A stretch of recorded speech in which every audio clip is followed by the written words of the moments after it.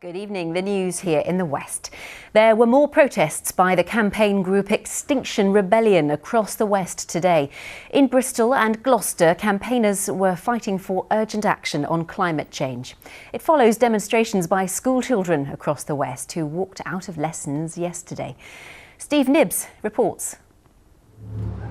In Gloucester, a funeral procession. Campaigners say they're mourning the death of the future. The slow march made several stops through the town for what's become known as a die-in. Some here moved to join in by yesterday's school walkouts by students across the country. And also inspired by the Swedish schoolgirl a few months ago who I think made a really moving speech that made me cry and made me feel like my kids need a good future, and unless we start making a stand and trying to make a change in policy, that nothing will change.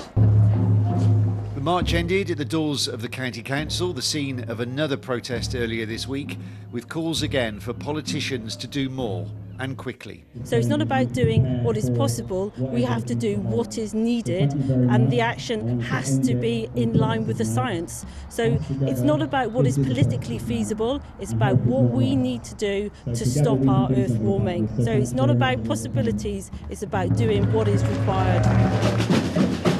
In Bristol, a more upbeat atmosphere, but the message was the same as protesters blocked a road through Stokes Croft to make their point. A little bit of inconvenience now, and if we can get everybody kind of like engaged and acting and tackling climate change, then we're going to lessen the impact. But at the moment, what we're looking forward to is climate catastrophe, and it's coming much sooner than we anticipated. The government says it does take climate change seriously and is investing heavily to reduce emissions. But these campaigners say it's not happening quickly enough, and these protests are just a taste of what's to come during a week of action next month. Steve Nibbs, BBC Points West, Gloucester.